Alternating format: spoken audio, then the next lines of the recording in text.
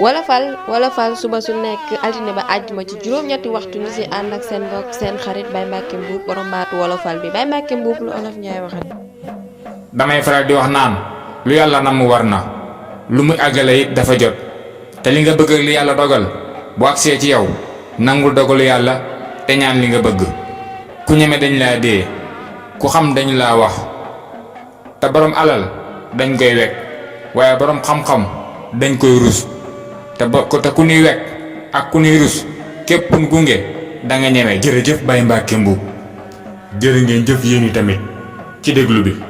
ñu ngi leen di jox dox daje ba suba ak jàmm ci beneen nu wolofal jërë ngeen jëf kon nag Soda Ndiaye ñu yendoog jàmm.